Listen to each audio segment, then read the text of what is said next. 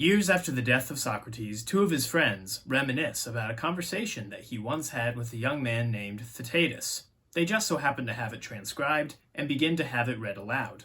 The ensuing dialogue concerning the nature of knowledge is one of the founding texts of the philosophical school of Epistemology, which is the study of knowledge. It concerns such questions as, what is knowledge, how do we get it, and is it possible to make a false judgment?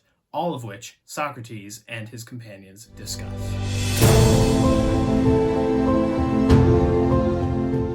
Hello and welcome, or welcome back. This is Faith, Reason, and the Things Between, a series on the great minds of civilization. Today we're reading Theaetetus by Plato, one of the Socratic dialogues, and I'm joined by Will Murphy.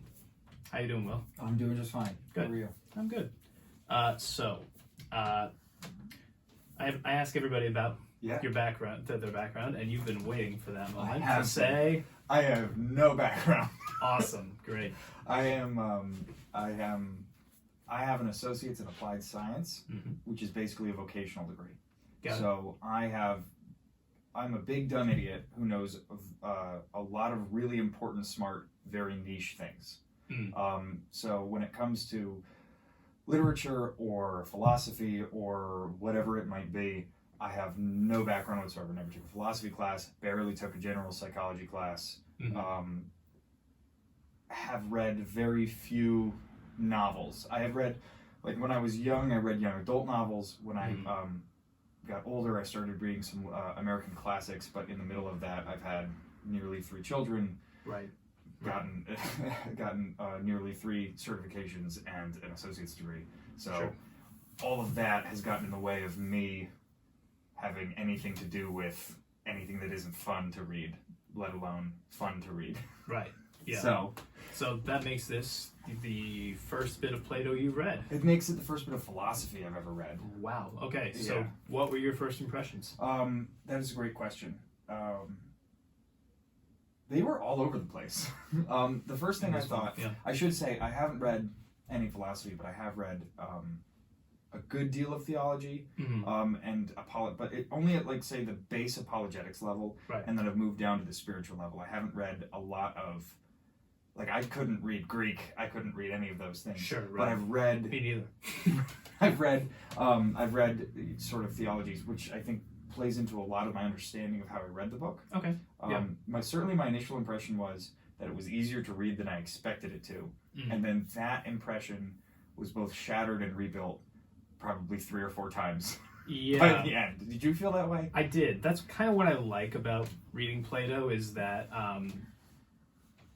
there's kind of the dialogue form, at least the way he uses it, kind of makes it seem like a story almost, and I find that easier to follow. Well, certainly in this one, they excuse me. Go ahead. In this one, they set it up specifically to be like a story. Right. A couple of guys walk into a room and talk about these other 2 guys and ask if they've ever heard about them. Right. And then suddenly one pulls out a script and says, "Hey, I happen to have it right here. I happen to have it right here. If you have never heard of them, let's read it together." Yeah. And then in the script, they set it up that they're also going to have a dialogue about a dialogue, and then they proceed to have a dialogue. Right. I'm trying to find where John Cooper says why that happens, which is there are several dialogues apparently from Socrates actually published by Euclides, and it's as if, except for the prologue, Plato is giving us, under his own name, one of those dialogues. So there's the potential that he stole it. There is the big potential that he stole it. Got it. Yeah. Is it a potential, or is it he stole it? There's not enough information. I guess there never will be. There never will be. Yeah, but hey, the guy he stole it from is one of the 2 guys at the beginning. So it's fine then. There you go. Yeah. Okay, so once we get through that framing device, right? Socrates and this young man Theaetetus, and Socrates' much older friend Theodorus, who's a geometrician, which is a really cool name. Yeah, Theodorus. I definitely noticed that there were a lot of allusions or mentions of other people and other I don't want to call them occupations, but people who studied other things that today I would just call math. But they had broken it down into all of the different classes of math then made them sound cool. Yeah. Which was pretty neat. Yeah. What do you think of that? I don't know. There's a lot of what I don't know what I think about this book because my wife couldn't stand when I was reading theology. Okay. And all I could think about was her when I was reading philosophy. Because she used to say that the boys like to do talky talk. What's talky talk? There's sections, particularly near the end of the book, where he says the word no about 1,000 times. You can't know what you don't know, but you do know what you can't know, but you do know that your brother knows, that your uncle knows, that your sister knows, that somebody knows something, but can't actually know anything. That's how I felt reading it. That's right. That's talky talk.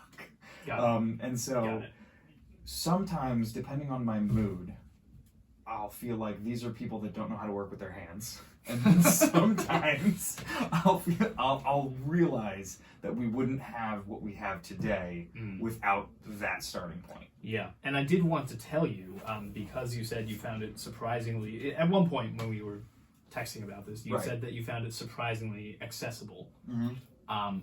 This is like considered the founding text of epistemology, and it's like Theaetetus? Oh yeah, okay. It's like really, really solid, heavy stuff. Okay. And so if you made it through, good job.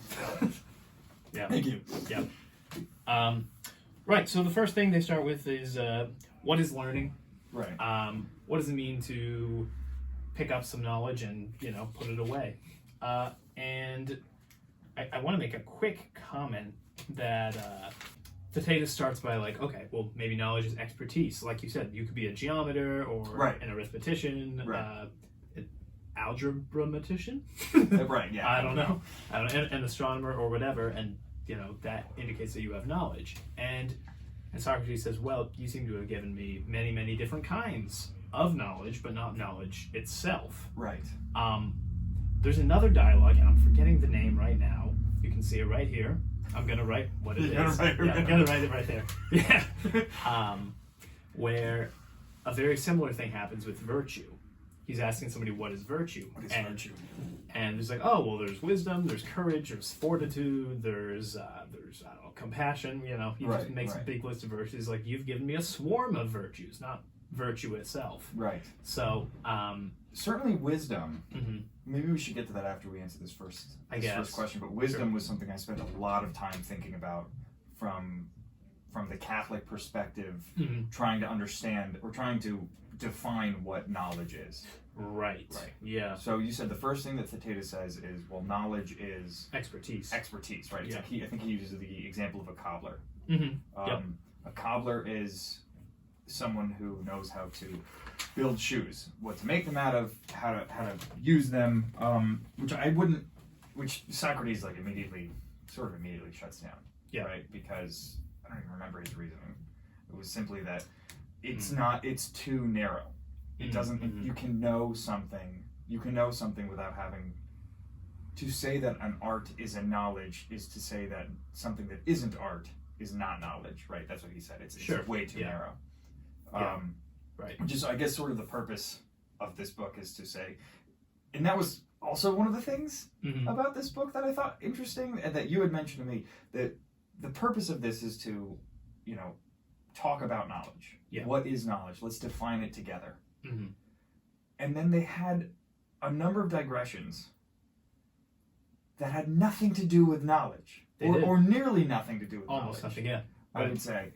And I remember enjoying it at first and highlighting a couple of notes about, I think at one point Socrates is talking to Theaetetus about motion and flux.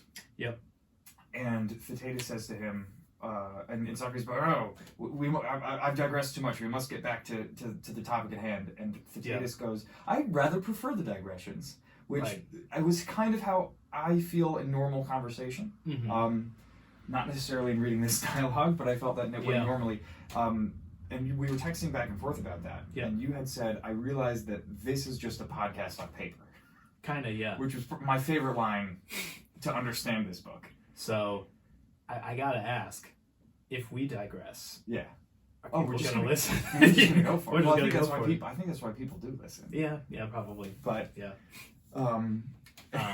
yeah, no, exactly. They're just it's a style not typical for Socrates. I mentioned this, which I had no idea.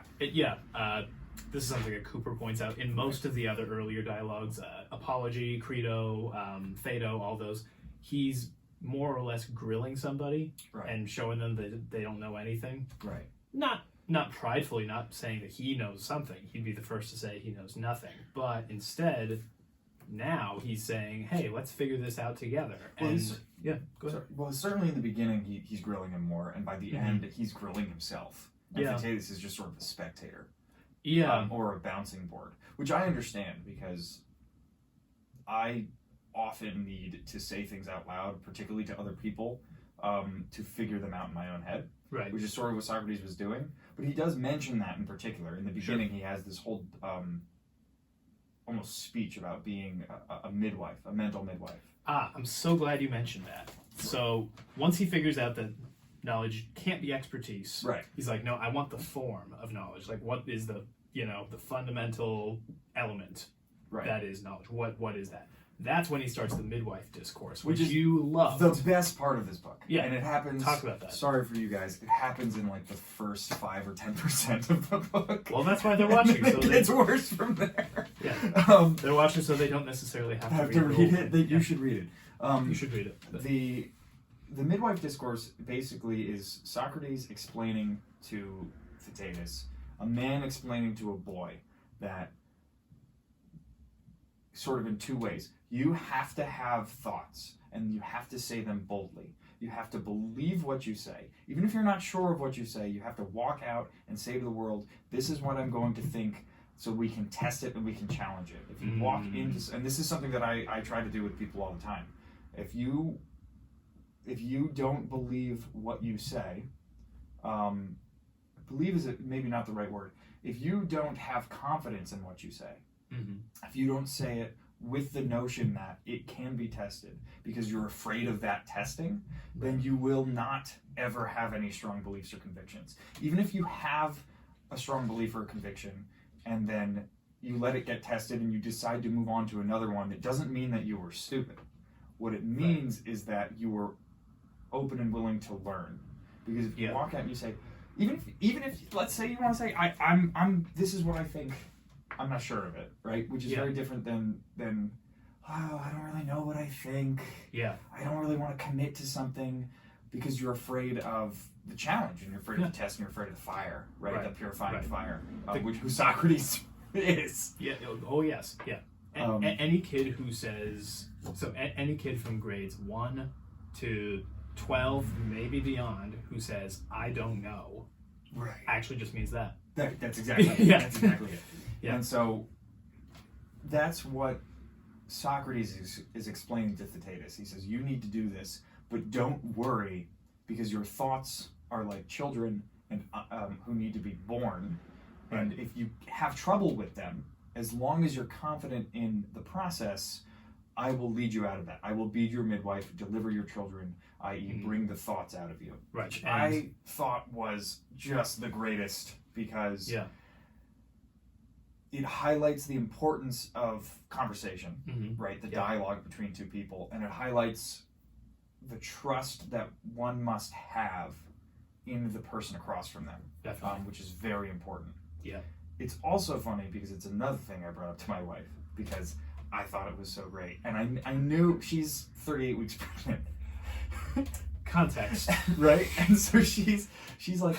She was like, I can't believe you did that. I actually really like this, but at the same time, ooh, my thoughts hurt. Well, my uterus hurts, is what she told me. But I really enjoyed that. I thought it was, if I got nothing from this book, I got a confidence booster in the importance of dialogue and conversation and how to have it. Right. Yeah. Yeah. And a big part of that he mentions is like, sometimes you give birth and it's not a real thought. That was one of my highlights. Yeah. You called it a wind egg. A wind egg, or like a phantom. It's like... And it's like, a fart. Yeah, it's a fart. We gotta test it and see if it's actually true, if it actually holds water.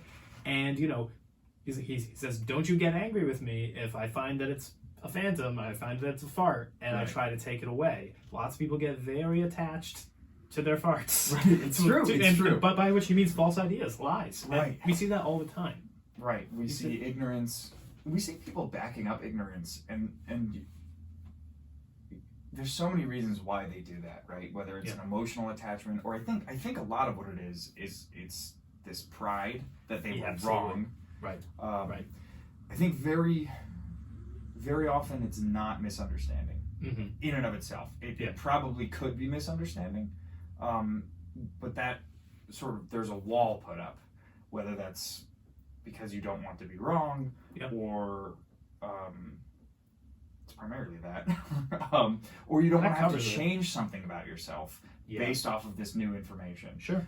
Sure. It could be just ignorance, right? It could be a lack of being able to understand critically what somebody's saying, but then you can, that's a fine starting point, because you can approach that with humility. Yeah. You can. You can. Right, you can. Yeah. Which is almost what I think I would put under humility, which I don't understand a lot about humility. Sure. But I'm very humble. The thing about humility, just to get back to that idea of saying your ideas or your thoughts boldly, that's actually humble. A lot of confidence, having confidence in the right things, is actually very humble. As opposed to something like overconfidence or underconfidence. Yeah. If you being humble, I wish I knew who said this so I could quote them better. Yeah. But if being humble is seeing yourself the way that God sees you, right? So it's a good one. Knowing what you're good at, it's knowing what you're not, and it's walking through the world with that understanding. Yeah. Right. And so to say something like, to have that wall, that barrier be put up to something that you're learning and saying, oh, I've produced a wind egg. Yep.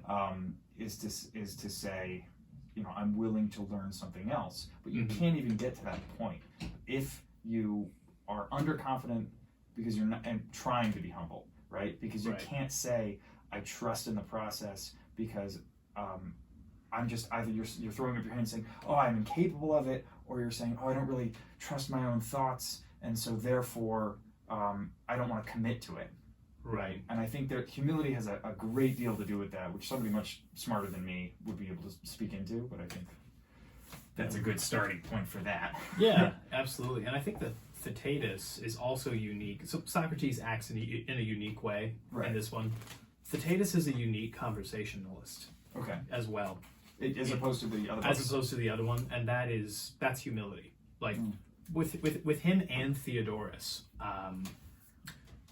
when they put forward something, and Socrates proves that it's wrong through question and answer, and he's like, then we must necessarily say that the first thing you said was wrong, and they say, yeah, I guess so.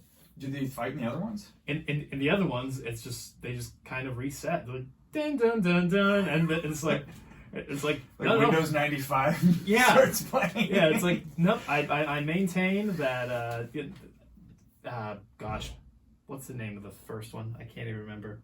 Euthyphro is a really good example of it, where they're talking about piety. Not even real words that you're saying right now. There's a dialogue named Euthyphro. Sure. And they're talking about what piety is. Oh, wow. And at one point, Socrates gets him to admit that piety can't be the love of God. Okay. It has to be something more than that. And then later on, through question and answer, he gets him to say the same thing again. He's like, well, then I maintain that it has to be this. And he's like, wait, no, hold on. We already agreed that wasn't true. And he's like, huh, that's different. Anyway. That's going to be an interesting one. That has significantly more to do with humility. Sure. Right? But it's funny, now I'm thinking in my head of conversations of like particular people that I always have conversations with that never go anywhere. right? Yeah. Because they just can't let go, even if it was a joke, right? Sure. Like, 'cause somebody's always going to have that last word if you're just, shooting it with each other. Mm-hmm. Somebody's always got to be right or the last one to speak. It's like, guys, the conversation has gone a certain way, and they won't let it. Yeah. And Theaetetus and Theodorus is very good about that. At one point, Theaetetus, and basically every time Theaetetus says, "Well, that's what I thought," right? Right. He goes, "But you've said otherwise. But you've told me to gird myself like a man and speak boldly, so that's what I'm going to do." And Socrates goes, "Well done, good job." Yeah, Pats him on the head. And Absolutely. Theodorus, it kind of goes through that too, because at some point they started attacking. I don't remember his name. They started Protagoras. attacking Protagoras. We'll get to him in a second. And Theodorus is like, "I don't really want to say anything. He was my friend." Socrates is like, "Then what are you doing here?" Right. He's like, "If you can't do it, I'll do it," and gets excited. And he's like, right. "Okay, fine. I have to be part of the conversation." Which again is very funny to me. Yeah, he finds his way to that humility that you were talking about. Right. But he doesn't do it at first. He even says it's less dignified for me to fail than it is for the kid to fail. That's true. Yeah, that's very true. Yeah. But anyways, so they get through the midwife discourse. Socrates says, "I'm here to help you come up with your own thoughts." Right. And then Theaetetus, under duress, shall we say, comes up with, all right, knowledge is perception. Right, which I immediately was like, no, it's not. Yeah. Okay. Absolutely. So, and Socrates determines eventually that the two ideas that undergird that would have to be those that come from this guy we were talking about, Protagoras, who he must have been a pre-Socratic philosopher. I think I did a quick Google. Okay. Read the quote that they then talked about, so I don't know why I bothered to Google it. Yeah. That was definitely something that happened a lot in the book. Just as an aside, was I started to read something and went, I feel like I need some background knowledge, and then they immediately explained it, because I realized that the people in the room in the dialogue in the book also didn't know it, which was comforting. Yeah. Right. Sorry, go on. Oftentimes these dialogues are our only sources about a lot of these names and these works. Right. Like sometimes there'll even be a footnote that says, like they use some idiom or whatever, and the footnote says, "We have no idea what this means." It's great. Yeah.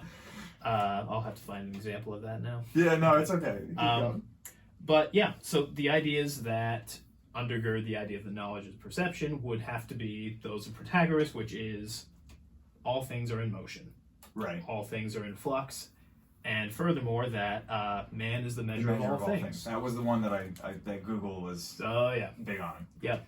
And it's one that's been...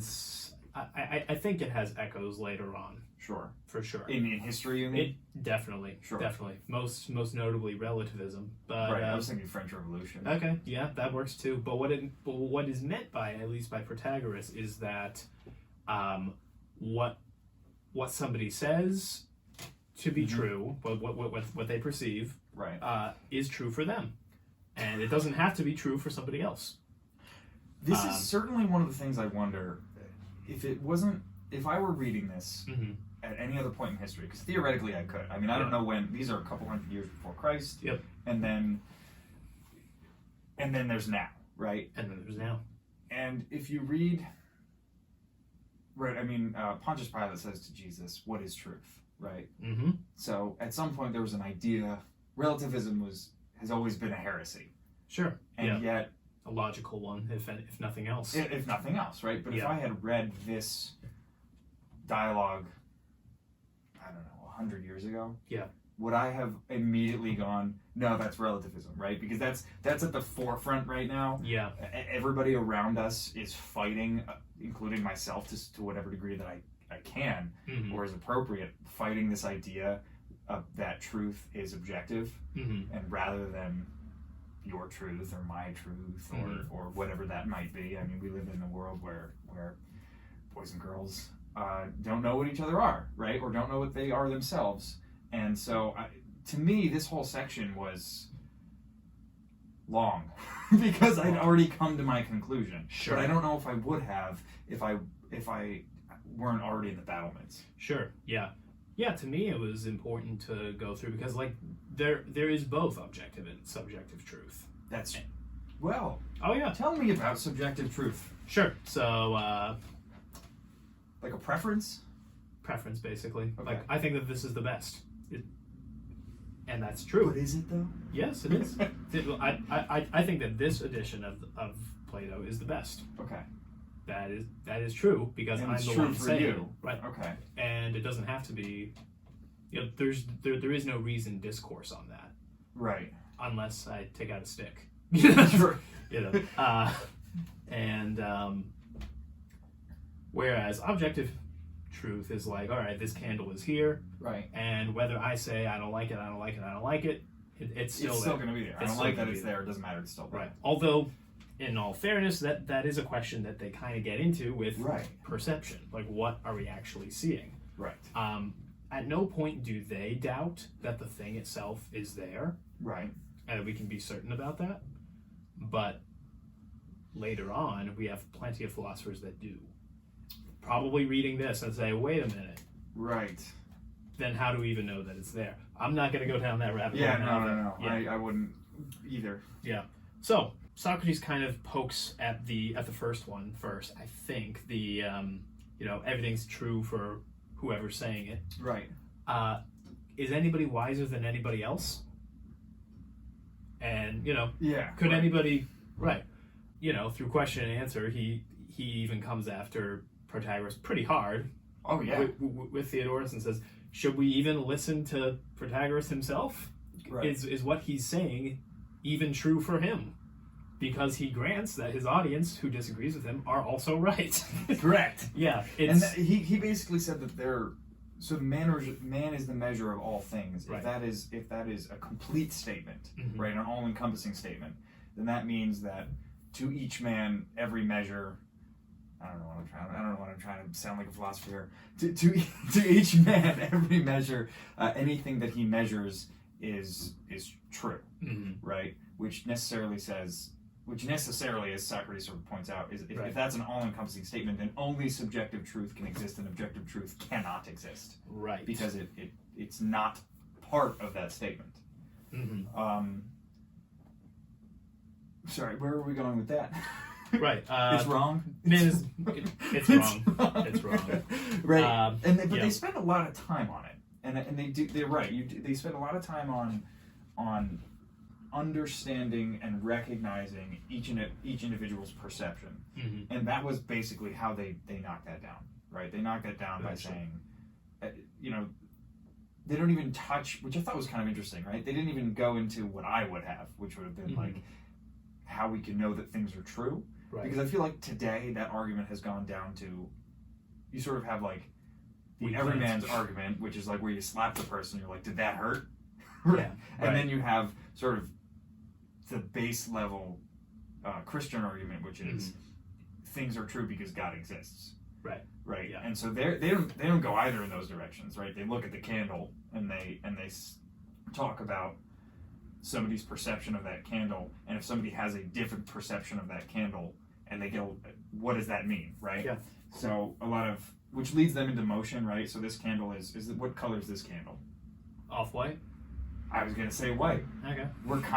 Who's right here? Yeah, they even talk about white. Correct. They talk specifically about white. What is white? Where does white go? Yeah. Where does it come from? Does it exist in and of itself, or does it flow? And that they don't go all the way down into sort of the physics of eyes. No, but I don't think they knew it. Right, because I don't think they knew it, but that's where my mind went, because I know that light, that this, technically you could say that this doesn't have a color, right? You could say that my eye is perceiving it based off of the light that's bouncing off of it, mm-hmm. which sort of leads them into that everything is motion, which was more or less a digression, in my opinion. Yeah. But, I mean, it was worth it to go into. In the spirit of this dialogue, I'm definitely going out of order a little bit. Good. Yeah. But yeah, they even go through the process of what happens when you perceive. Like there's a perceiver and that which is perceived. Right. And then white is not, it's not part of the thing itself. Right. It's a perception that exists between us, which is remarkably close to the physics, I guess. Yes. Yeah. Yeah. So good on them. Well, which I think stems from the fact that, like, everybody today, physics has already been established. Yep. I don't need to know that my car's brakes work because of friction, because somebody defined friction back during the Greek era, right? Sure, and that's what or something. Theaetetus is the geometrician, right? He existed so that I don't have to know everything about my car's brakes. Sure. That's sort of what I meant, but like he didn't work with his hands, but you have all these guys who are naming themselves funny things so that they can then be remembered by history as defining these terms that are foundational to the way that we live. Right. It's good. I took it out of order. We were supposed to go from perception to... No, that was me. That was me. It's all good. Oh, well. To be honest, I didn't quite grasp the whole process of perception part as well as I would need to really get into the weeds with that. Yes. That's the part that a lot of philosophers have seized on. Yeah. Socrates... Right, because a lot of people talk about... Because it comes down to that objective versus subjective truth. Right? Yeah. Because if I know that there's a... Again, we're not going this direction. Yep. But I know that there's a candle there, and yet some people would say that I can't know that. And those people are dumb. Right. Well, are they? Yes. I'm not going there, but... But that is what a lot of philosophers have seized on. Even I know that. Right. So what I appreciated was that... so if all things are motion, then things are not, but they are always becoming. Right. There is no is. There is only is becoming or is unbecoming. Tell me about changing into something else. Because I was almost there, but I didn't. Sure. I wasn't there. So the easiest way would be like, who are you? Who are you? Your will. Are you the same person that you were 7 years ago? No. Absolutely not. Are you the same person that you were 3 years ago? No. 1 year ago? No. And it's... And so on. And so on. Right. To the point where you can't even say that it's the same person second to second. Sure. And everything, like every object, is also under that process. Right. Which means that every single... I guess that's where they lost me. Every single interaction is unique. Okay. Every single interaction between me and that candle. Right. I look at it once, that's one split second in time, but between a completely unique me and a completely unique candle. Right. I look away and I look back, different me, different candle. So I grant that you're different. Right. I don't necessarily grant that the candle is. Yeah, that's where it's a little harder to prove. If you want to get into the weeds, you could say, well, actually, it's atoms are jiggling back that's and the forth. motion. See, that's the first thing I thought of. Yeah, but again, I don't know to what depth they had. These are the guys that came up with the foundations of science. Democritus, I believe, came up with the atom, or thought of it. Really? Okay, so there you go. I don't know if he was... I don't know his dates. My instinct would be to say that he would be after Socrates, but concurrent with Plato. Well, still, that's it's not good enough. Today and not a little while ago. Sure, that's all the way then, and that was sort of the first thing I thought of because I have a physics degree, right? And so I understand that, and I think of two things in particular, right? I understand that like everything is in waves, right? Yeah. And to not get into the weeds on that, just trust me on it. Everything's in waves. Light is a wave that bounces off your eyes, and then your brain interprets it. Right. I'll trust you on that. Light is bouncing off of... Also a particle? Like it's a photon? It's a photon. It's kind of both? It is both. Okay. That's what makes it so interesting. Right. Yeah. We'll move beyond. I don't go that deep. Sure. But I've left that world and gone to another physics world of magnetism. But even then,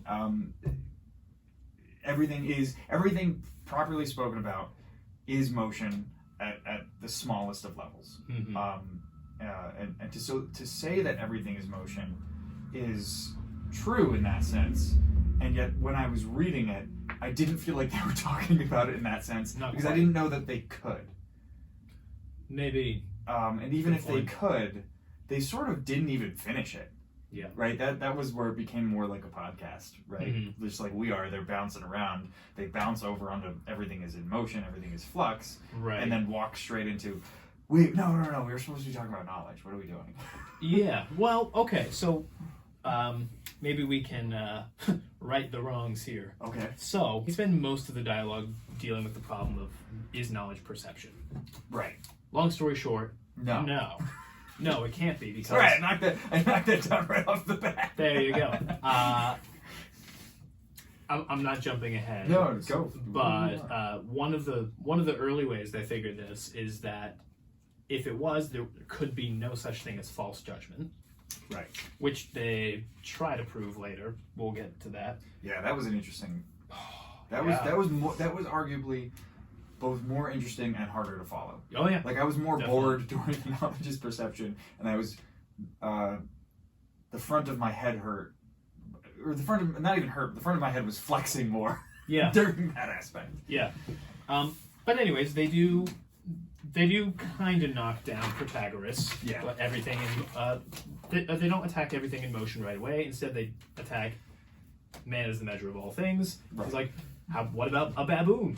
What about a fish? You know, why would we pay Protagoras to lecture?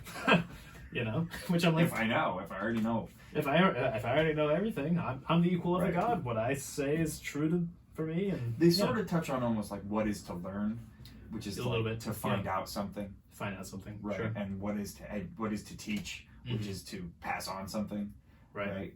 And why do we need that if whatever you think is true all the time? Right. Yeah. That's where the humility comes in. Definitely.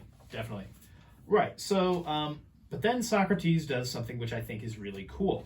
He does something that's called a steel man.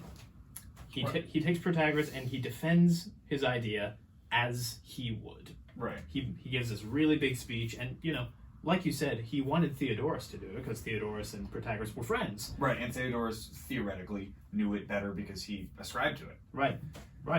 But no, Socrates gives a really good Protagoras impersonation, basically, giving, all right, here's where he says a few things. The memory of a thing and the perception of a thing are different, which, that was one of the problems Socrates brought up with knowledge is perception. Right. If it was, then you'd have to close your eyes and instantly forget everything. Correct. And you wouldn't know it again until you opened them. Right. That's not true, therefore it's different. But Protagoras would say, no, the memory of a thing and the perception of a thing are completely different. That is true. Right. I'm not remembering everything. Specifically, especially because we've already granted that last second that you were different than you are now. Exactly. So unless I'm perceiving you in real time, it's different. Yeah. My memory of you is the you that no longer exists. Yep, exactly. And then there's also different men judge better and worse things according to the state of their soul. Right. So, like, somebody sick might taste some wine and be like, oh, that's bitter. Right. Somebody healthy is like, I don't know, it's perfectly sweet. Well, okay, it's both are correct, Protagoras would say, but one of them needs to make a change from worse to better, and then, he will perceive better things. Right. Rather than worse things, but both are accurate. Right. And, Right, and that's what you're talking about, the subjective truth. Right, yeah. Sure. Yeah. I don't even like calling it that. I have an aversion to that. Hey, fair enough. That's... And they don't say that. In all fairness. They don't. Socrates doesn't admit that. That's something I'm taking from Father Mike Schmitz, actually. That's fine. But let's see. But that doesn't make either judgment false. Right, for they're judging what is perceived. So he says, I maintain that all things are in motion, and for each person, or even each city, nation, things are what they seem to them to be. And, that's how he defends it. But he also gives out conditions for defeat. He's like, if you want to prove me wrong... was really funny. Theodorus wouldn't even do that. Right? Socrates has, a couple-page discourse on Protagoras' theory, and then has a couple-page discourse on Socrates defeating Protagoras' theory. He's just talking the whole time. Yeah, pretty much. Yeah. Pretty much. But yeah, so he says, look, if you want to prove me wrong, and I think that people should do this in real debates, honestly, if you want to prove me wrong, you would have to show me that each man's perceptions are not his own private events. Okay. Or, if they are not his own private events, if they're public somehow, then show me that it does not follow that the thing which appears becomes only for the man to whom it appears. Meaning, I think that just goes back to things being in motion, things being becoming. If they are public, show me that it doesn't make sense for things as they appear to him to be becoming that thing. Right. Right. If you and I are looking at the same thing becoming, right. If we have two different perceptions of that, how do we reconcile? Right. Exactly. Okay. So then Theodorus is going in. Right. Is every man self-sufficient in wisdom? No. And then that brings us to what we were saying before. Protagoras' theory itself about man being the measure of all things has to admit that other people who think him wrong are correct. Right. And so they knock that down pretty easily. Then we get to the tangent about philosophers and lawyers. Oh, yeah. What did you think of that? Oh, man. Anytime... Man, I actually... It's funny. I should have read that section again. They talk about the difference. So you're... In my wife's words, those are two professions, if you can even call them that. Sure. Of talky talk individuals, right? Okay. Except one is pursuing truth, the philosopher, and the lawyer is persuading, right? He's not necessarily, whether it's true or not isn't important to him in that moment, right? He's, well, if he's a good lawyer, maybe it is. Lawyers, comment below. Right. Here we go. Right, but the lawyer is persuading, in our day and age, a jury, but they in the book they would say a judge, right? Right. And to whatever degree you are still persuading a judge, depending today. I did make some highlights when I was reading. Highlights are not the easiest thing to do on my Kindle. No, definitely and not. I did read back through them, and I realized that a lot of them were the beginnings of what they were going to talk about. Sure. And then they proceeded to knock them down themselves, so I didn't need them anymore. Right. Yeah. Fair enough. But yeah, the philosopher is talking a lot, and through that he is pursuing truth, and the lawyer is talking a lot, and through that he's pursuing persuasion. Yeah. That was the main difference between them. And then Socrates, he even compares it to like being a slave versus a free man in terms of like how much time and how much pressure you have on your speech. Sure. Like a philosopher just takes his time, he's at ease, he's like, oh, let's take this tangent. Yeah, let's absolutely. take this tangent, which was hilarious because that's exactly what they were doing. Right, that is exactly what they were doing. Yeah. And I thought it was even more funny because he's really not kind to lawyers. No. He's not kind at all, which makes, I like that. Fair enough. And so, it's almost like Socrates had a Tolkien-esque view of the world, right?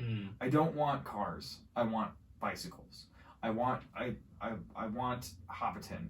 I want people to farm and eat together and... What makes you say that? Just flesh it out. Just the idea of the philosopher being...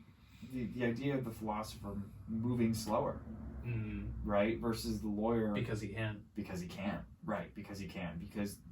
Because the philosopher... A confident, humble philosopher, say, unlike me, can know objectively that truth exists. He just has to trust the process to find it, right? Right. Where the lawyer has already come to a conclusion. Whether or not he believes it isn't even important at that point. The lawyer has a conclusion that he has to persuade you or persuade the judge or the jury is true. Right. And he has to do that now. And that has to do, and this is sort of interesting because that has to do... You have like 5 minutes or whatever. Right, yeah. He's got to do that. That's part of his, like the philosopher, to be fair, the lawyer's probably trying to make some money, and the philosopher's probably a vagabond. Probably. There's got to be some in between there for life. But I appreciate the style of life which somebody's profession encompasses. How do I put this? Somebody's profession encompasses their whole life, right? Unlike me, who puts it on when he goes to work and takes it off when he comes home. Or do you? I think, much more than they do, right? Much more than the lawyer or the philosopher, at least in the way that they're being spoken about in this dialogue, do. Right? A philosopher is a philosopher all the time. Yes, I could go take an X-ray at any given point in time if I had the machine, but there's no context. There's very little context outside of that moment in time for that to apply. Right? Whereas a philosopher is always walking around pursuing truth, and a lawyer might not always be walking around persuading people. But lying, lying affects the soul. Oof. Yeah. You said that he was harsh. I want to read a little bit. Yeah, please. So he says, by the end. I don't know if he was harsh. I completely agree. I think he was unkind. Unkind. Let's see. When it comes to giving and taking an account in a private discussion of the things he disparages, when he's willing to stand his ground like a man for long enough, instead of running away like a coward, that's when the lawyer actually slows down to examine something. Then an odd thing happens. In the end, the things he says do not even satisfy himself. That famous eloquence of his somehow dries up, and he's left looking nothing more than a child. Man with a silver tongue. Sure. Right. Yeah. You take it away, and what is he? I don't know. Maybe he doesn't know. Maybe he doesn't know. Yeah. The page before that, though, we had basically a whole page of Christian doctrine. By surprise. Yeah, I remember I texted you twice during this book, but that one was the first time about how interesting it was. Like, it wasn't... At one point, you said it was pre-Christian doctrine. I was like, historically, you're accurate. But I don't see this as any other thing than Christian doctrine. Yeah, let's give some examples. Yeah, read it. Let's see. Evil will always haunt human life. That is why a man should make all haste to escape from earth to heaven. Loaded statement there. And escape means becoming as like God as possible. Right. And a man becomes like God when he becomes just and pious, with understanding. Don't do it in order to avoid a bad reputation, but instead to do what he just said, to become like God. And then the next line, the next paragraph, is where my ears kind of perked up. Sure. In God there is no sort of wrong whatsoever. He is supremely just. And the thing most like him is the man who has become as just as it lies in human nature to be. So in my previous dialogue with my wife, Rose, talking about Credo, she asked the question just offhand, like, and Socrates kind of believes in only one God, right? And I said, sure, kind of, and I wrote on the bottom, it's complicated. Because it is. Because it is, yes, I know that. But this line, in God there's no sort of wrong whatsoever, that ain't Zeus. If you've read the Iliad, that ain't Zeus.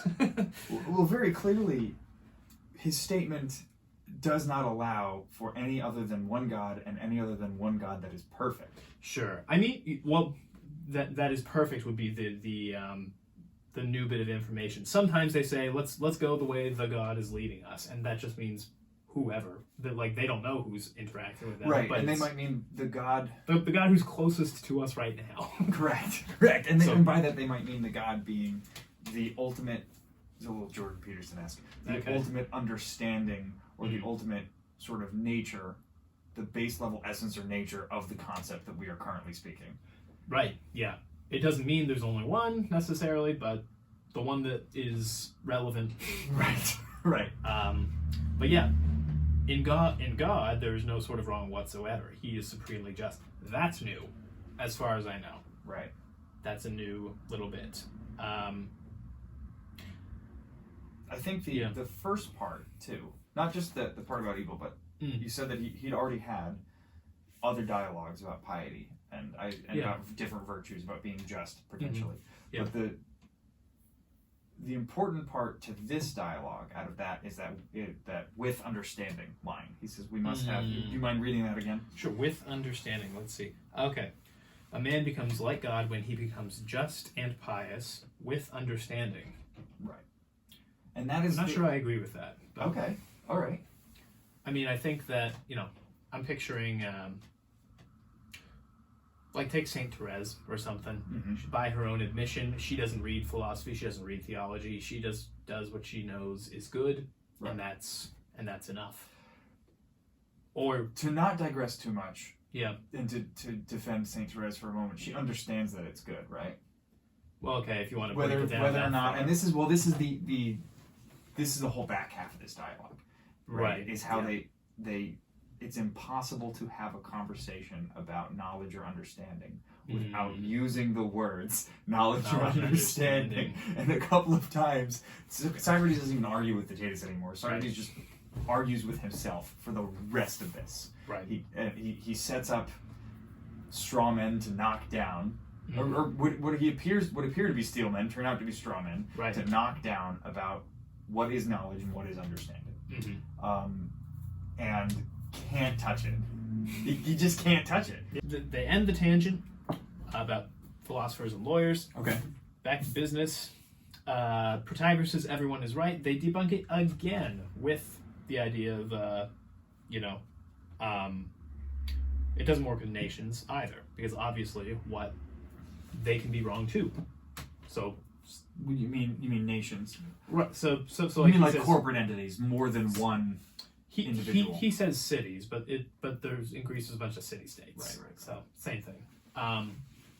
And Protagoras' idea was that what one man or one city says is right for them is right. Sure. And obviously that's not true. We got cities with bad governments all the time. Sure. And sometimes, I read about this in Herodotus a little, they ask for advice from other cities. Hey, we're doing something wrong. Can you write some new laws for us? And they do. And then it actually improves. Right. Because in emergencies, if nothing else, then people admit that they don't have truth. They're like, in the middle of a battle, they look to their trusted general. Things aren't always going well. They go to the hospital because wow, turns out I'm not a doctor. Experts know better. Therefore, man cannot be the measure. But they already debunked that knowledge is expertise, so they don't go too far down that rabbit hole. Instead, they go back to is all being movement, and basically there can't be any white, there can't be any color, any adjective at all, basically, because then a thing that is that would be said to be standing still in that way. Right. I guess. I guess. Like I said, I didn't quite get it, but... Right, so then they finally get around to freeing Theaetetus from his idea that knowledge is perception. The wind egg, shall we say. The wind egg. The wind egg. And then he asks, does the soul perceive with eyes and ears or through eyes and ears? Which I thought was an amazing question. Okay. Why? Because, because Socrates is always looking for the forms. Right. These metaphysical entities that affect everything, but they're not accessible to the senses. You can only infer them through your senses. Right. Red. Colors are great examples. Mm-hmm. You've never seen red except a red thing. Sure. It's with your soul that you access the form of red. And you're like, okay, all these different red things share in the form of redness. Got it. Which exists.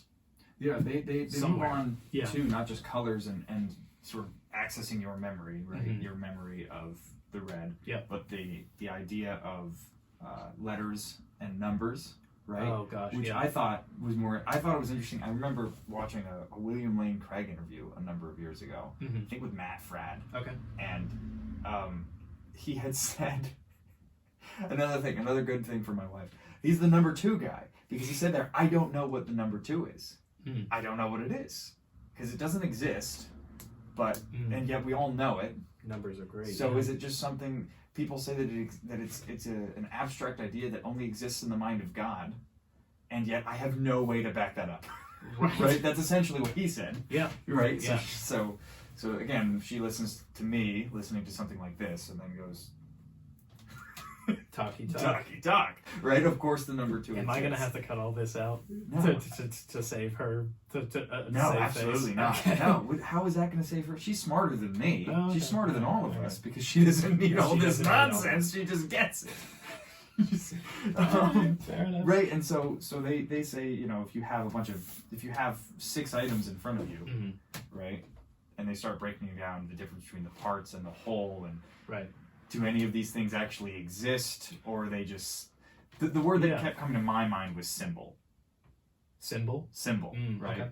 Yep. You know, 2 is a symbol of 2 things. It's a a linguistic device. Right. Right. That we have created symbols for to better understand each other, right. When attempting to communicate. I don't know if that answers Socrates. Kind of. But that's where I went with it. Sure. Yeah. Yeah. And he doesn't even necessarily get into like that, but he proves that, you know, if the soul has its own ways of knowing things, yes, without the senses reasoning about them, then knowledge can't be perception, because there's another way to learn things besides perceiving. Right. If I can know, can I perceive red? Can I perceive 2? Can I perceive A? Or can I perceive somebody who has written A? Can I perceive Not really. a block that has the letter A on it, separate from my eyes or my ears and the understanding of A that's been imparted to me? Can I then know A? I can't.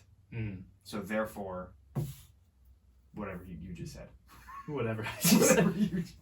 I was listening. It's okay. They were listening too. So yeah, sure, great. You can tell me what I said. Comment down below.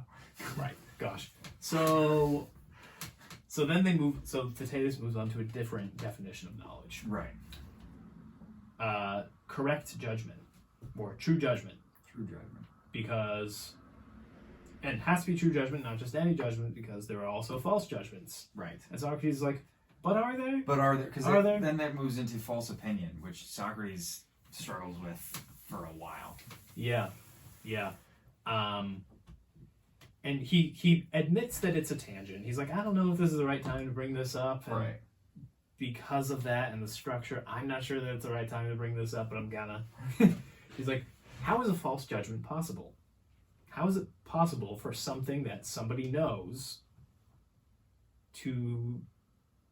for him to suddenly not know it?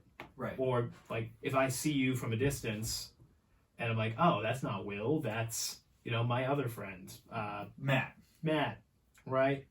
And how could I know both of you. Right. How is it possible for me to not know something that I know? Right. And they try this a million different ways. Which one?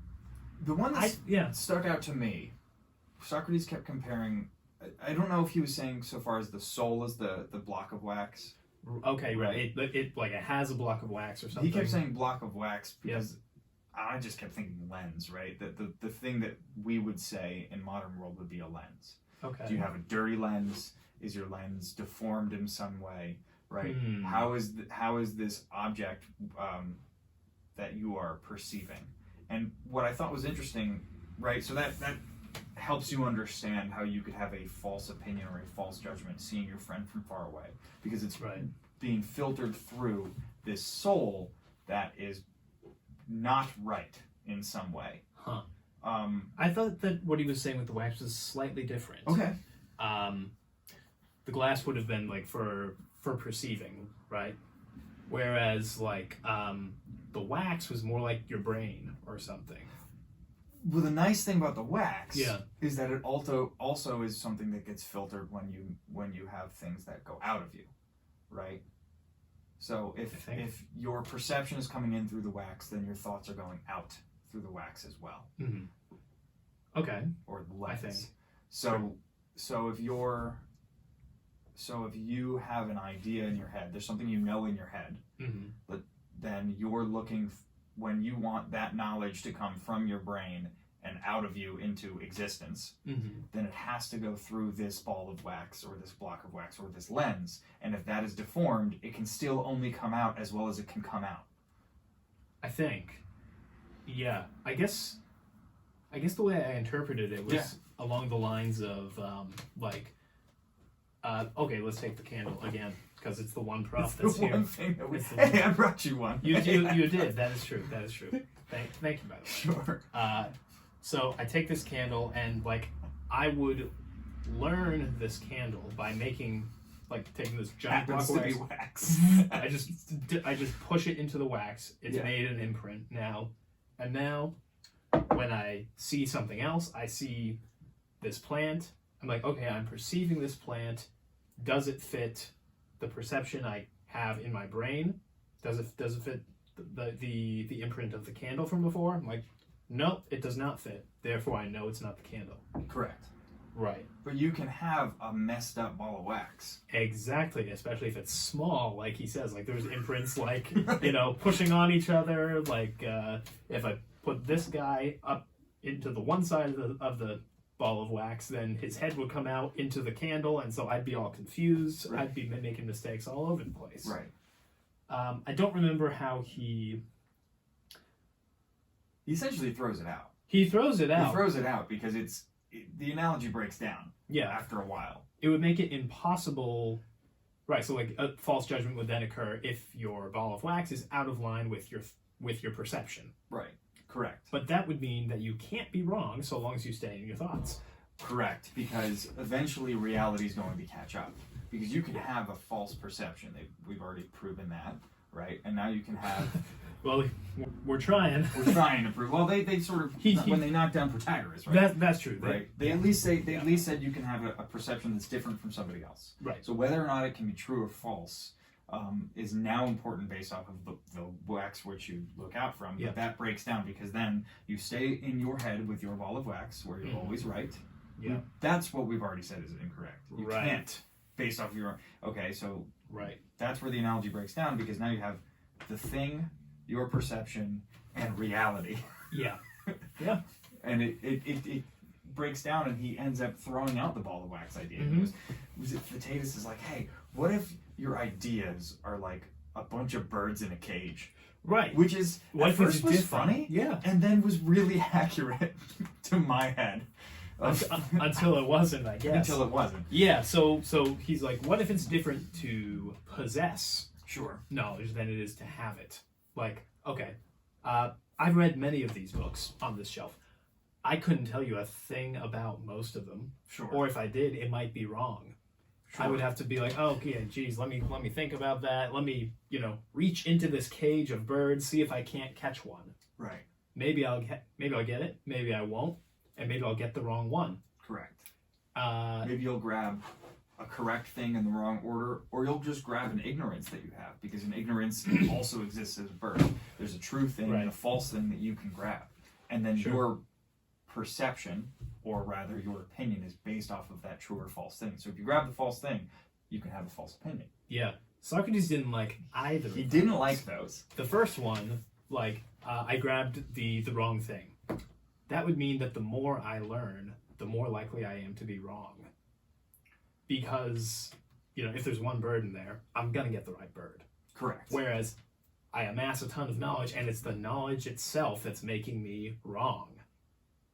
And he didn't like that. I think that's accurate. Actually. Okay. I'm going to disagree there. All right. In a couple of ways. I find the more I learn, the more I am aware of what I don't know. Okay. Oh, that's a sentence he would not like, by the way. Aware of what you don't know. Correct. How do you know something you don't know? He would say. He would be so confused by that. And this is where, I'm sure that other smarter philosophy people have a much better understanding of this, but this is where I'm familiar with Plato's Cave. Right. Now, I am an armchair expert on Plato's Cave. I listened to somebody talk about it one time in a podcast. Okay. Right? And so, which is kind of funny because it illustrates what you were saying about the books. You're like, I can't possess the knowledge of these books. I don't know them cover to cover. I've read them. It was a long time ago. Yeah. I'm reaching for birds. Yep. Right? And this is what I'm doing in Plato's Cave. But this is also what Plato's Cave is ascribing. Describing, right?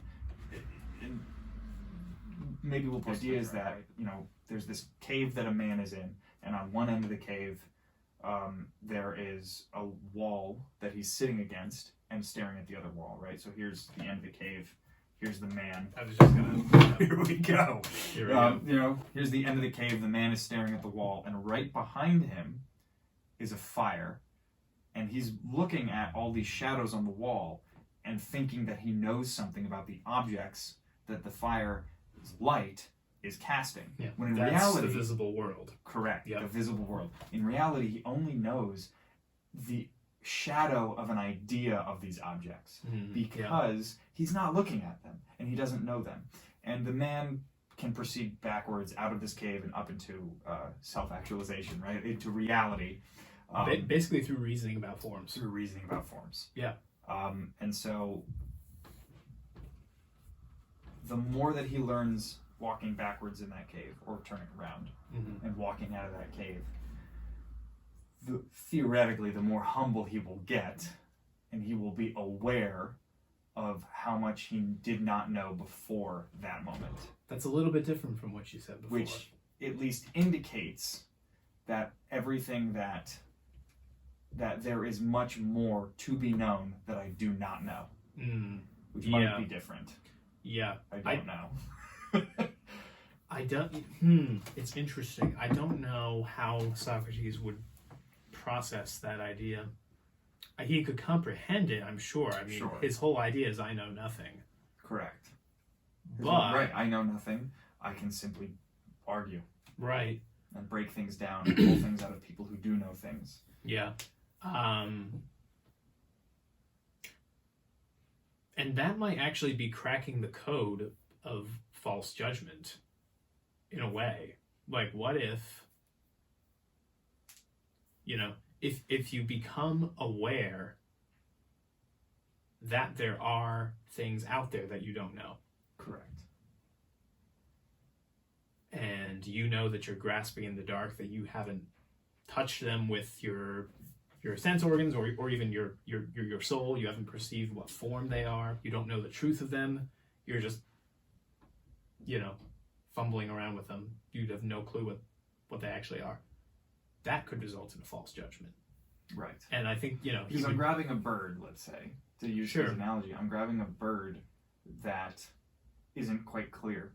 Whether it's my wax is dirty when I perceive the bird, or I'm grabbing a bird with, let's say, a broken wing. Or I just grabbed the wrong bird, like he said. Yeah. Or I'm reaching in and there's an empty section. Sure. So his theory stated that you're always grabbing a bird, but you don't always have to be grabbing a bird. You can just grab nothing. Yeah. If you reach in without looking, you might grab the water dish or something. I don't know. Yeah. Yeah. But yeah, when you say it like that, just being aware of your ignorance, saying it like that, it almost makes his problem with false judgment, it's not a problem. He knows it exists. Correct. It makes it almost just a pun. How do you know something you don't know? Well, that's we all know that we don't know. he gave this he used more than he used the word false judgment. He used the term false opinion, which in and of itself is a paradox, right? Because I don't know the exact definition of opinion, but opinion would be one of those subjective truths. I have an opinion, which means I already am stating that is something that I believe that is not fact. It is something that is true, or it is to true, me, or it is fact, but almost a fact about me. Right. More so than the thing. Right. Hershey's chocolate with peanuts in it is the best. Sure. It is a fact about me more so than the chocolate. Right. It means I think that. Now, your opinion. Right. Could that opinion be false? Well, it can't be because if it's a fact about you. Yeah. Might be. Maybe that just it might means change. We all have to be very careful about it, believe it or not, about how we have to spread our opinions or what we have opinions on, right? Because what do you mean by that? Yeah. Well, who's the best candidate for president? I don't know. Certainly there are people that have false opinions. Yeah. I have no doubt about that. Sure. And yet, how do I know? I can't know who the best could be, really. I can only have my opinion, right? And then history will bear out. History won't even let us know if somebody else was the right one, because we're only going to get the one that we're going to get. That's true. Huh. Wow. So, eventually he's like, this is kind of silly to figure out what... It's exactly, he just throws it out. He's like, this is kind of silly to figure out what not knowing you come is. to the very end and he's like, all right, book's ending, 3 pages, we gotta wrap this up. Yeah. Yeah, the judge has tapped his watch. Seriously, that's what happens. Yeah. Right, so we don't know things we know, and he's like, you know what? I don't know about that. Let's go back to figuring out what knowledge is, and maybe that'll help with false judgment later on. So Theaetetus, you said true judgment. It's like, then what is the point of lawyers and courts and... Great question. Right. Great question. Yeah. I'm not going to answer that one. You won't like it. Sure. Right. If they get the jury to acquit somebody who's not guilty, then does the jury then know that he didn't do it? No. Nope. They have no clue. They weren't there. And in our system is based off of proving, back to Plato's cave, proving beyond the shadow of a doubt. Yeah. It's not that we know that you murdered that man. Or that we don't know that you murdered that man. It's that it has not been proven that you did. So we can't know that you murdered that man. Yeah. That's a nice, safe, well, in theory, that's a good way to prevent... Without lawyers that works. I know there are good defense lawyers. To prevent false judgments, shall we say. Right, so the jury may judge truly without knowledge of the event. So we would say, okay, then knowledge would have to be true judgment with an account. Correct. Like, not only am I correct in saying that he didn't do it, I was there and I saw him. I can provide an account. They get into what an account is, and as you said, they discover they can't do that without using the word knowledge. Correct. This is literally like the last 3 arguments I was bringing up earlier. Yep.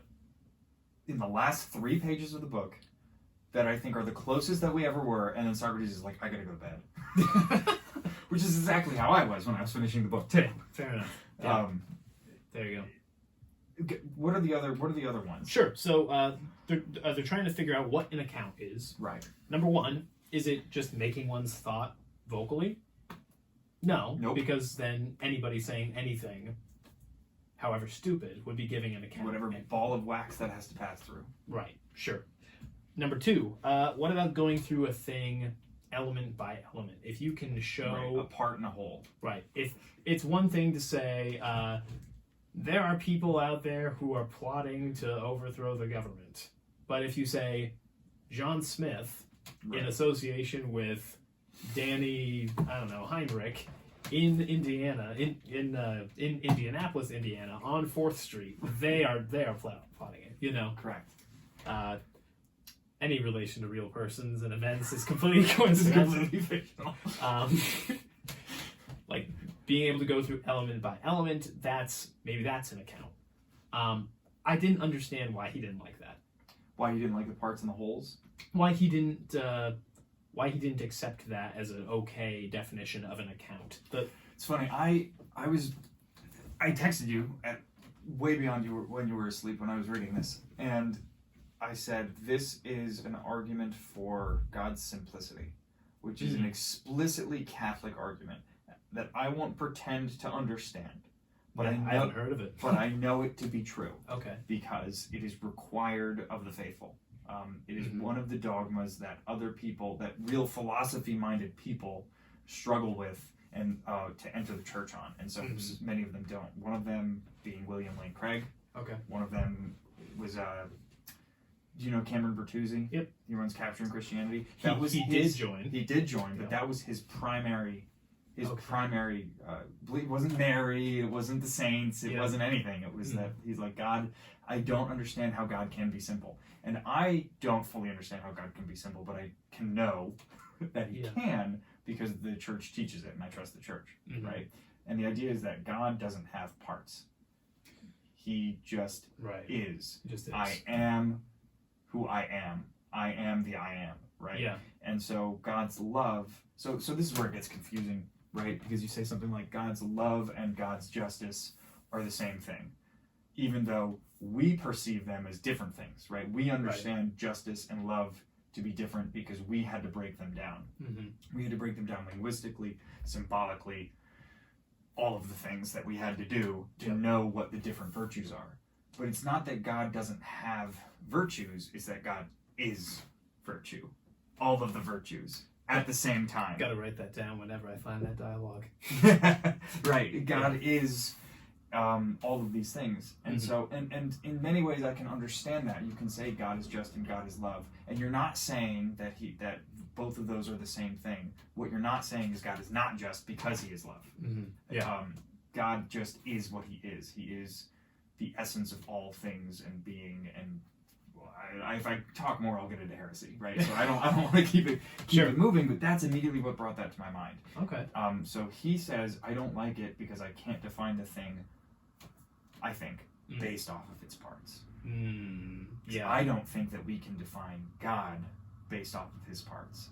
Okay. Because if I tried to, and even though that's the only thing we can do, right? The only thing we can do is explain to someone the aspects of God that we understand. Right. But as soon as we try to define him based off of those things, there's always a wall that we hit. We can't define all of it. Or we have to understand that whatever we say about God is not true in the sense that we are thinking of it, but like that word to the nth degree. Correct. We're limited. Yeah. I'm limited. I will always be limited in my understanding of any one of these aspects of God, and so therefore I cannot truthfully define him by it. Right. And so the church says, because he is not that, he has no limits. He is not just all things, he is all, right? Again, I can't. If I keep going, I'm going to say something wrong. That was already borderline. Yeah, I didn't like that one. Yeah. I didn't like how that came out. Yeah. Don't trust it. Right. But anyways, Socrates doesn't like that, and he's like, what about telling some mark by which the object you are asked differs from all other things? What is the difference between a car and a truck if you're able to just say size, or a bed, or, being lifted off the frame, whatever it is? Then this was the one I was really about how understanding. This is the one that I was thinking of a lot earlier. Yeah. So the Bible has 7 wisdom books, right? And I am not an expert on them. Some of them I have read only once. Yep. But I kept thinking during this, what's that the proverb about, lean not on your own understanding, right? Yeah. And it's constantly talking about knowledge, wisdom, and understanding. So I look up, does the Catechism define these? No, not really. It defines wisdom loosely as it defines things about wisdom, that it's a gift of the Holy Spirit, and that it doesn't really give me much more than that. So then I'm like, okay, so what Bible verses can I just do a quick Google on, right? Because I can't read all 7 of these books before this interview. And there's not a lot about what it is. Yeah. There's a ton about how to get it, how to avoid people that don't have it, and interestingly enough, in the Book of Wisdom, which I remember, is that wisdom is like a woman to be desired, right? At no point do they say that wisdom, do they really give an exact definition of wisdom, or at least any point that I found. Yeah. The inspired authors simply say that wisdom is that I can't even finish the sentence, right? And that was the frustration that Socrates kept having. Yeah. The closest he can come to is knowledge is correct judgment accompanied by knowledge of the differentness of a thing. If you have the word itself in your definition, it's not a definition, right? And so wisdom, I think, I'll do my best. The difference, at least between, I would say at a minimum, knowledge is, say, pattern recognition of a thing, and wisdom would be the understanding of that, so that you can then critically think based off of that pattern recognition to have the correct judgment or correct behavior following that stimuli. Yeah. Right? Maybe. Maybe. Right. If you ask the wise for advice because they have the pattern recognition of these objects or events in their life. Sure. Right? And it's the best I got. I don't know. I gotta go to bed. No, right. That's what he says. He's right. like, Theodorus, I hope to see you here tomorrow. Yeah, right. And then he's like, well, I guess we have just wind eggs here, or we don't really have time. So what was the point of all this? And he says, and so, Theaetetus, if ever in the future you should attempt to conceive or should succeed in conceiving other theories, they will be better ones as a result of today's inquiry. Right. And if you remain barren, your companions will find you gentler and less tiresome. You will be modest and not think you know what you don't know. This is all my art can achieve, nothing more. I hope that's true. I hope that's true. I hope that's true. I think that, to my ears, not really, he doesn't exactly say this, but to me, it's because we did this, now you know what is not. At least you know what is not. Right. And what I hope to be true is the gentler part. That when you have this conversation with somebody else, when you know what they're saying is not true, you'll at least be kind about it, because I was kind to you. Yeah. Right? Because I was your midwife and birthed your wind eggs. Yeah. And got farted on, right? So at least you can do that for other people. A lot of the times I think that's not the case. A lot of times we like to walk around knowing that we're right. Yeah. Yeah. And I mean he comments on that as Protagoras. He says, now make sure that you don't mix up controversy and discussion. You know? In a discussion you're supposed to help your opponent up. Keep helping him up, keep helping him get his head around his own ideas. Steelman them for him. Fine, because you're collaborating to try to figure something out. Whereas in a controversy, you just trip them and leave them down. Right. You know, that's true. With prejudice. It's almost, don't mix up confidence with arrogance, right? Because he tells him to be confident the whole time. He tells him to be bold. He never tells him to be arrogant. Yeah. Right. And I think maybe one of the conclusions that I have come to, or at least I could say is a possibility, would be that, if you didn't figure it out, why did they publish it? Right? Now Socrates didn't publish it. Right. So Plato he has no way to be embarrassed about it. He's dead at this point, I assume that. Yeah. Today. But Plato puts it out there. If we don't come to a conclusion through this dialogue, why did we bother? Not just Socrates answers, why did we bother, but why did Plato bother to share that? So that we can see what it looks like. Yeah. I can give it Cooper has some thoughts on this in his big introduction, because a lot of the dialogues end this way. The one I talked about earlier about piety ends this way. They don't get a good definition. Oh, really? Oh, yeah. Okay. Yeah. It's fairly common. Oh, interesting. Because Socrates admits he doesn't know anything. This is why the philosopher can't be a lawyer. So he approaches all the wise and learned and says, hey, tell me what you know. And they try, and he's like, wait, there's problems with that. And so they try again and again. No wonder they killed him. No wonder. Right? You just walk up to somebody and be like, you thought you were cool, didn't you? Well, you're not. Right. And he's like, and they'll try to escape him, and he'll be like, wait, you haven't told me your thing yet. Right. Please, I promise, just tell me. He probably doesn't even let him get him out. He gives them the benefit of the doubt most of the time, and it's like, oh, you're just not willing to tell me what you know. Got it. But interesting. But at his trial, he's like, yeah, nobody knew a thing that they thought they did. All the famous trial scenes that I've seen in movies, and the guy gets his last stand. It's like, and you were all the worst. I spent my whole life dedicated to you. You all fell short. Yeah. But it's the idea of the spirit of inquiry, spirit of logos, the idea that just to get the wheels turning, is a good. Yeah. Eventually, like you should arrive at some truth at some point. Correct. But well, that's what the church exists for. Right. Right. I mean, I've heard it put that way, that if you don't, life isn't a debate club. Yeah.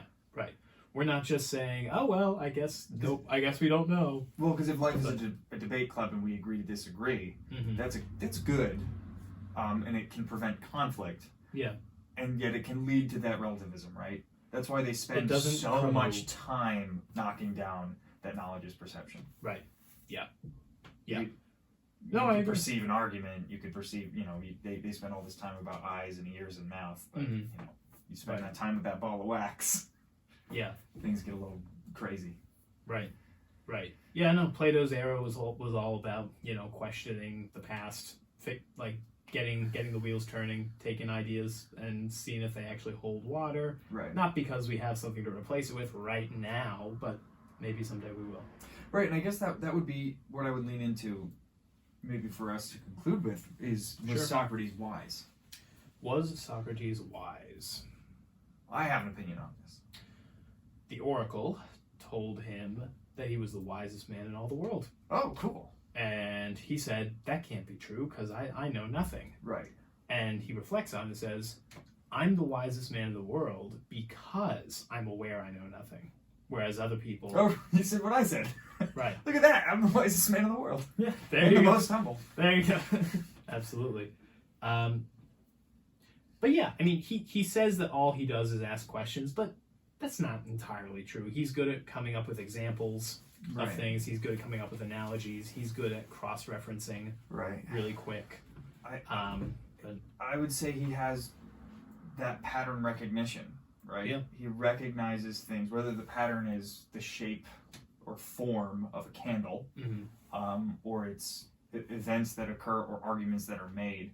He can recognize that pattern and then, as he said to Theaetetus, be better off afterwards for it, and then pass that on to other individuals, right? I think that would be the closest to the definition of wisdom that I can come up with, right? Works for me.